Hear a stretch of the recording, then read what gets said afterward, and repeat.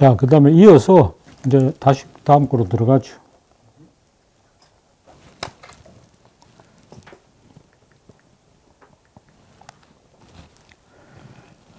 자, 민족 문학의 성장 여건의 번역과 내력에 의해 관해서 말합니다. 여기는 번역에 관해서 말하기 전에 고대의 시조 하강 건국 신화와 중세의 시조 도래 건국 신화의 차이에 대해서부터 말합니다. 천재여자의 아들 환웅이 세상에 내려와서 옥녀를 아내로 삼고 낳은 아들 당군이 조선이라는 나라를 세웠다. 천재자의 아들 해모수가 위상에 내려와 유화를 아내로 삼고 낳은 주몽이 고구려라는 나라를 세웠다.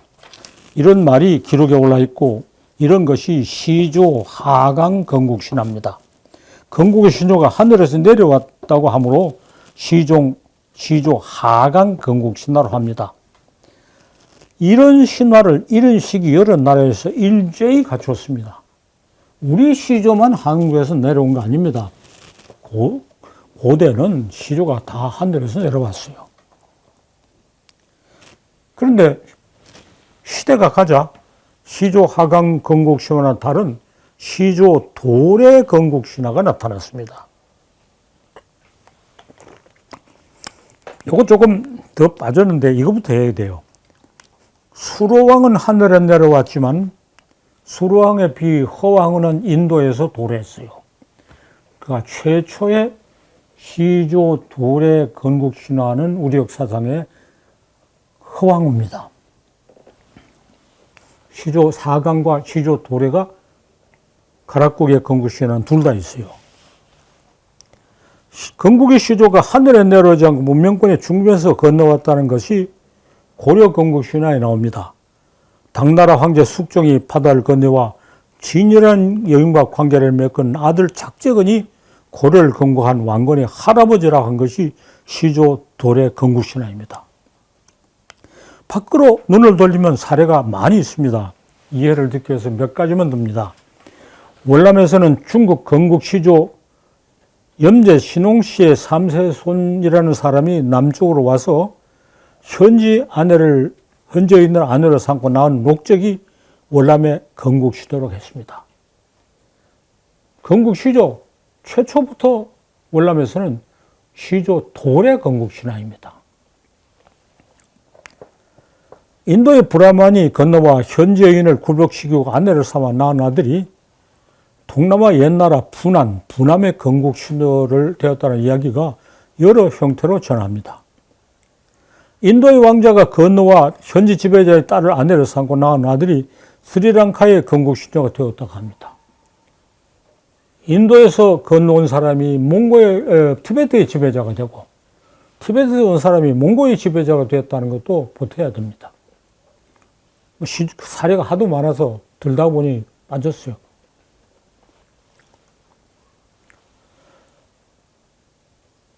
한 시도 하강 건국 신화가 한 시대에 다 있었어요. 시조 도래 건국 신화도 또 한 시대에 다 있었어요. 시조 하강 건국 신화는 고대의 산물이고 시조 도래 건국 신화는 중세가 시작된 것을 말해줍니다. 중세는 자기중심주의 시대였고 어느 집단이든 하늘과 바로 연결되다 하는 배타적 우월까짐을 가졌습니다. 중세는 보편주의 시대이고 중심에서 이룩한 문명을 가져와 배우고 따르면서 대등한 수준에 이르기를 바랐습니다. 시조 하강 건국 신화에 대해서 많은 사람이 알고 이야기합니다. 그것이 시조 도래 건국 신화로 바뀌었다는 것은 아마 내가 처음 말했을 겁니다. 다른 어떤 외국에도 없던 새로운 통찰입니다.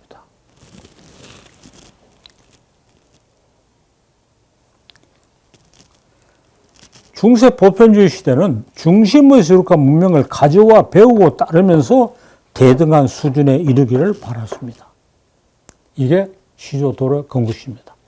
몽고 신화도 시조 하강으로부터 시조 도래로 바뀐다고 한 것을 한국 문학과 몽고 문학의 유행적 비교에서 밝혀냈어요. 유튜브에 올라있는.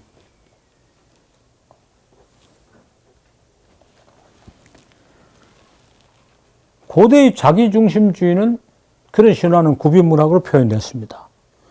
중세 보편주의는 구비문학에 머무르지 않고 기록문학을 갖추었습니다.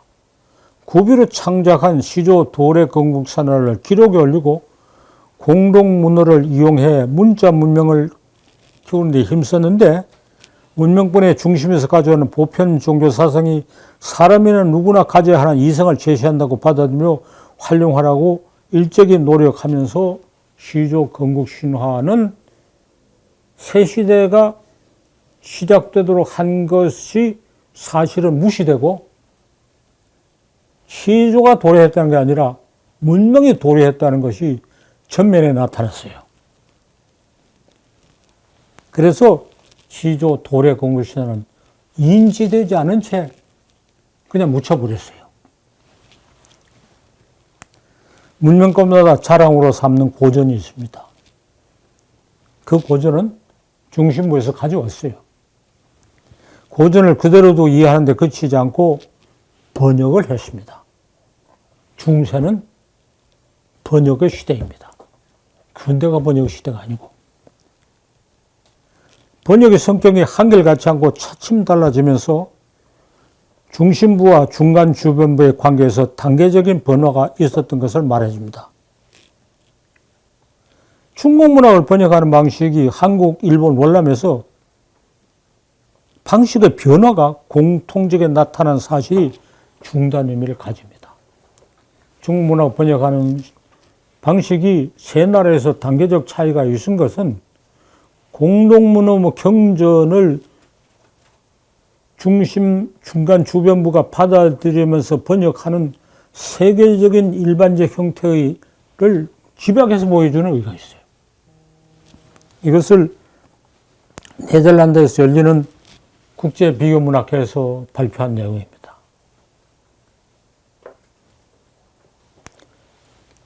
유럽 당신들은 유럽 번역학에 협소한 시야에 갇혀 있는데 이런 걸 이해하고 눈을 뜨고 세상을 크게 봐라 하고 말했어요. 깜짝 놀라지 모두. 야, 우리는 우물한 개구리였구나. 말을 안 해도 그걸 시인했어요. 우물한 개구리가 밖에 나와서 광명한 천지를 봐라. 번역의 방식이 어떻게 달라졌느냐? 첫 단계에서는 문명권 공유의 고전을 각자 자기 방식으로 읽으려고 노력했어요. 한문을 우리 발음으로 읽고 구결이라는 걸 다는 것이 구체적인 말입니다. 설총이 구경을 방언으로 읽었다는 건 이 말입니다. 설총이 모범을 보여주었다고 칭송됩니다. 국의 토만 다는 음독 구결이 있고 풀이하는 말을 이루는 석독 구결이 있습니다. 음독 구결을 할 때는 순독을 해야 돼요. 한문에 있는 순서들을 순독이라고 그러고, 석독 구결을 읽을 때는 어순을 바꾸니 역독 구결을 해서 거꾸로 역자. 순독과 역독이 있었는데 신라든 일본이든 둘 다 있었어요. 그런데 일본은 앞에 것을 버리고 석독 구결, 역독을 하고 표점을 일본말로 가에레띠아라는 표점을 달았어요. 그래서 한문 읽을 때 순서를 바꾸면 읽어요. 우리는 그건 버리고 한문을 순서대로 읽는 음독 구결만 남겼어요. 왜 그러냐? 조금 더 하면은 일본은 독해를 중요시하고 우리는 작문을 중요시해요. 독해는 석독 구결을 하고 역독하는 게 정확하나 작문 실력을 기르려면 순독을 해야 돼요. 역독을 하면 작문 실력을 못 길러요. 글 잘한다는 것이 우리는 글을 잘 쓴다는 뜻입니다. 일본은 글을 잘 읽는다는 뜻입니다. 그러나 국제적으로 통용되는 실력은 글을 잘 쓰는 겁니다. 일본 사람이 기가 죽은 것이 작문력이 떨어져서 기가 죽었다. 일본에 가서 우리가 동아시아 문명론을, 문학사를 한문으로 쓰고 각국어로 번역하자 하니까 일본인들이 깜짝 놀라. 어떻게 씁니까? 아니, 왜 못 쓰느냐? 그러니까 일본 사람 우리는 못 씁니다. 월남에서는 15세기 초에 국권을 장악한 호계리가 경서의 월남어 번역을 시도했습니다. 이제 원문을 자기 시로 읽는 데로 나가서 자기 말로 번역하는 시대로 갑니다. 두 번째 단계입니다. 발을 뒤를 이어 한국에서는 훈민정음을 창제하고 유교와 북의 번역을 광범위하게 추진했습니다. 사서언해, 간경도감의 그 불서언해, 그리고 두시언에서 시를 번역한 것이 더욱 획기적인 의의를 가집니다. 그러나 두시언의 번역은 번역된 것이 시를 뼈가 되게 한 건 아닙니다. 원문 해독을 위한 번역입니다. 번역을 읽고 이해할 수 있게 하는 둘째 단계에 들어선 것은 중세의 정교화는 중세의 후기가 시작된 증거입니다. 중세 보편주의를 전개는 중심부가 대등하게 후계는 독자적으로 구현했기 때문에 원문을 그냥 읽는 데서 벗어나서 독자적으로 번역하기 시작했습니다. 번역하기 시작하면서 자기 생각이 들어갑니다. 사서 읽기에 아무런 견해차가 없었는데 사서를 언해하기 시작하자 막 견해차가 막 나타나는 거예요. 토를 어떻게 달아야 되고 어떻게 옮겨야 되는가. 다음 시대 중세에서 근대기에는 경전은 제쳐놓고 중국의 통속 소설을 즐겨 읽으면서 번역 방법을 막 바꿨어요. 원문에 구애지 않고 자기 마음대로 의역을 해서 번역인지 창작인지 구분할 수 없는 작품이 유행했고 한국, 일본, 월남에서 일제히 나타나 광범위한 긍면을 끌었습니다. 식자층이 민중과 가까워지고 민중이 유식해지면서 공동의 관심사를 수입한 소재를 이용해 공동의 관심사를 수입한 소재를 이해 손쉽게 나타냈습니다. 시조 하강 건국신화나 시조 도래 건국신화는 차등의 세계관을 뒤집고 대등을 구현한다고 했다고 할 수 있습니다. 흥미로운 게 재료 그때부터는. 그리고 맘대로 개작을 한 것을 자기 작품이죠. 그런 가운데 가장 자랑스럽다고 여기는 걸작이 나왔는데 성격이 매우 달라요. 일본의 김은교, 월남의 김은교, 김반키우는 중국 소설을 가지고 월남식으로 개작해서 노래를 만들어 가지고 그게 월남의 고전이라고 그렇게 좋아해요. 사람마다 읽고 감당해요. 중국에서는 별 볼 일 없는 작품이 다 잊어버린 작품을. 일본의 남촌 이견 8견전 난소 사또미 학견대는 수호전을 개정해가지고 개견자를 가진 8무사가 주군을 위해서 충성하는 이야기야. 그 성에 개견자가 들은 건 우리는 참 우습죠. 개가 충성의 상징이니까 이건 참 자랑스러운 무사에 활력도를 기르는데 이게 일본서 제일 긴 소설이에요. 뭐 그 무사의 활약동이 화려해서 막 하다는데 뭐 다 읽어보지 못하고 서문 정도는 아는데 굉장히 인기를 끈 작품인데 일본 사람도 문학적 가치는 별로 없다고 그래. 이거 자꾸 이야기하면 막 찌푸리면서 저 겐지 모노가들 이야기하지 왜 자꾸 창피스럽게 이거 들고 내냐 일본 사람들. 우리나라 천수석은 남국 고전소설의 최대 명작을 생각하는데 대개 잔당 오제 연의의 대폭적 개장이라 볼 수 있어요. 당나라가 망하고 이제 다음 왕조가 들어온다는 왕기에 거대한 제국이 무너짐으로써 중세 이념이 흔들리고 어떻게 새로운 시대가 시작되는 것을 정말 다면적으로 절절하게 그렸고 수많은 새로운 소설 수법이 시험되고 있어요. 처음에는 막 무슨 일인지 모르게 우당탕하고 버려졌다가 그 다음에 그 작당을 꾸민 놈들을 입장에서 도적대 입장에서 무슨 짓을 했던가 자추적 나와요. 그걸 추적한 군사의 입장에서 또 한 번 나와요. 같은 사건을 두고 세 차례 이렇게 하는 것은 서양 현대 소설에 아주 발달된 기법이 거울에 유일한 게 있어요. 같은 사물을 거울을 두 개 놓고 뭐 일로 비치고 절로 비치고 있고 그게 앙드레지드가 레포먼네르 비디오 지폐를 만드는 사람이라는 데서 실험했는 가장 첨단적인 막 수법이라고 막 됐었다는 게 그것이 아주 효과적으로 나타나고 있어요. 그래서 천수석은 다른 것도 있지만 소설 기법 면에서 철저히 분석할 필요가 있는데 소설 기법에 대한 안목이 없고 그런 문제의식이 없어요. 그렇게 함으로써 그 중세의 관념이 거대한 제국과 함께 무너지고 있는 것을 너무 잘 보여주셨어요. 나는 우리 고전소설 최대의 명작이라고 생각해요. 어쨌든 세 나라 다 자기네 최고 명작이 다 중국 소설의 개작이요. 근데 앞에 둘은 그 나라에서 떠들어 많이 알려졌는데 천수석은 소수의 연구자만 있고 감탄하는 것을 개탄해야 돼요. 이게 최대 명작이라는 우리는 몰라요. 고전소설을 전공자들도 몰라요. 예, 안 읽어봐서 모르는 게 아니라 읽고도 몰라요. 읽고도 몰라. 작품을 이해하는 능력이 없어 그래요. 고전소설 전공자의 무식은 범죄 행위입니다. 그거는.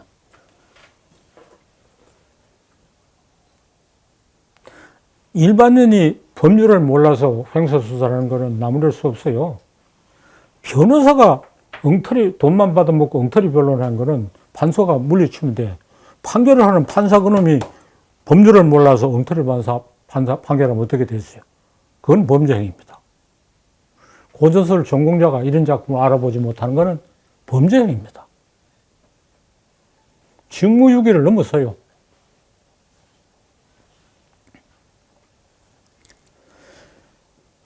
근대가 되자 번역과 창작이 엄격히 구별되었습니다. 이게 또 근대의 특징이요.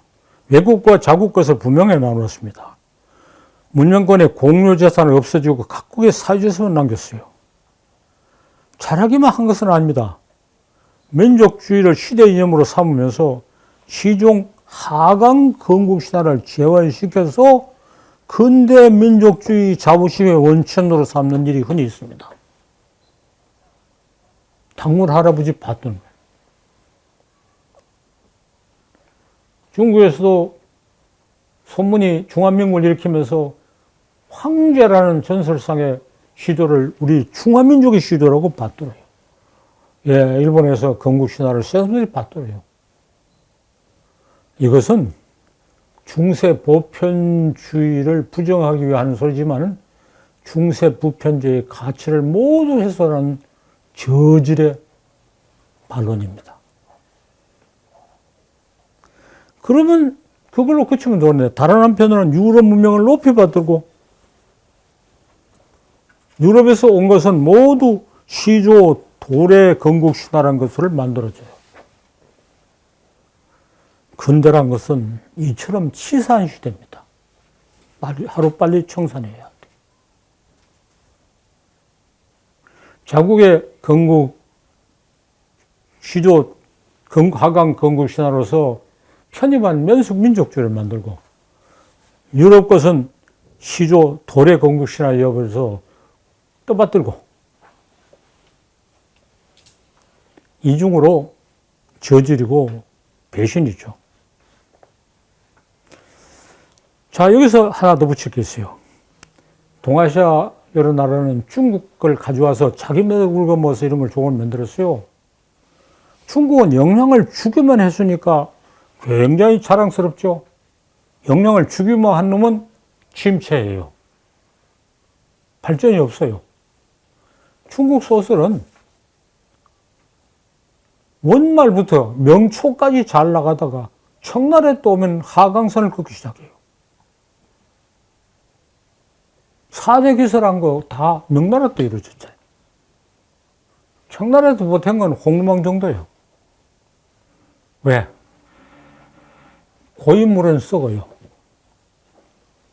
중국은 인도가 불교에서 들어옴으로써 중국이 정말 소생했어요. 그 이후에 들어오는 거 없고 고인물만 있다가 서양의 충격을 받고 아편전쟁으로 졌을 뿐 아니라 그냥 경도되고 말았어요. 왜? 외국 것을 가져오려 자그마한 것을 만드는 훈련을 안 하고 지나와서 그래요. 한국이나 일본을 몰라면 외국 걸 가지고 자기 것을 만드는 훈련을 계속하고 있기 때문에 서양 것을 가져와서도 이겨낼 수 있어요.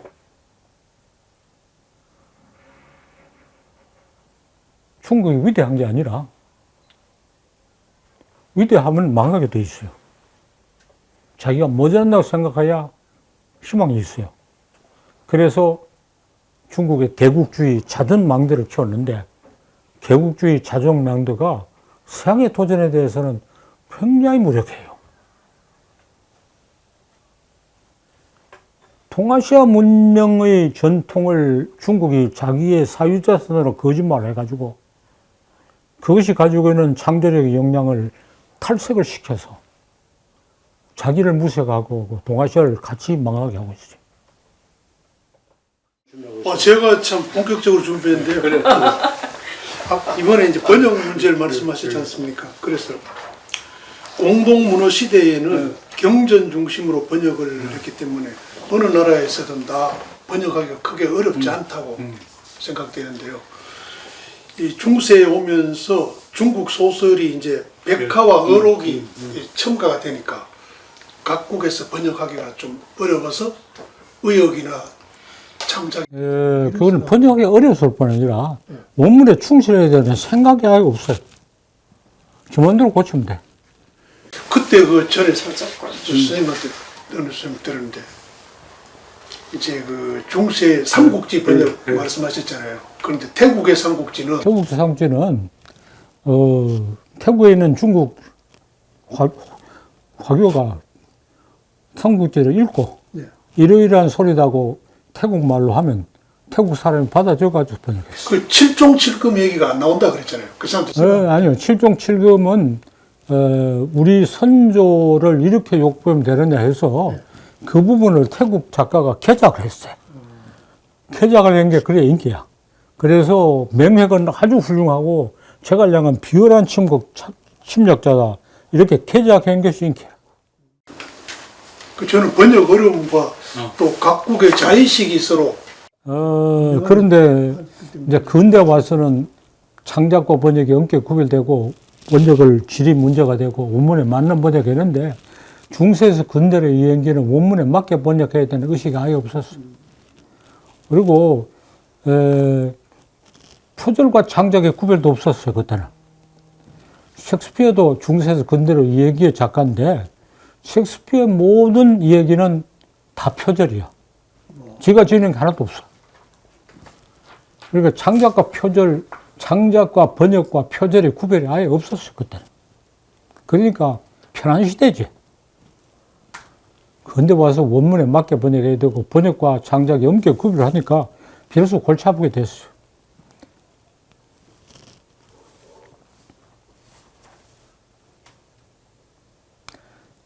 이제 백화소설이 등장함으로써 번역상에 난점이 있었기 때문에 그래도 역관도 있었고 또 뭐 틀리게 번역해도 그만이니까.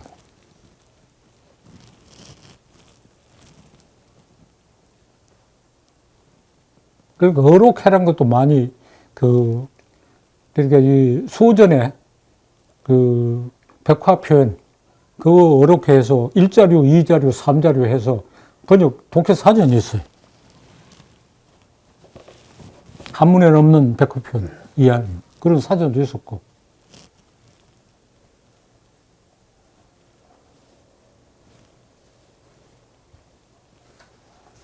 지금 이 글 세 가지 좀 여쭤보고 싶은데요. 현재 이거에 관련된 말씀 주신 거. 요 지금 제 3강은 1강하고 2강하고 3강, 4강 이렇게 계신데 좀 결이 안 맞는다는 느낌이 있습니다. 그러니까 뭐 전체 맥락은 잘 추려보면 말이 될 수 있으나 시조하강하고 시조도래라고 하는 것이 너무 동떨어져 있어요. 뒷부분은 또 이제 번역에 대해서 말씀을 주셔서 그런데 이제 왜 그렇게 말씀하신 거는 짐작이 되나 좀 결이 안 맞는다는 생각이 있고요.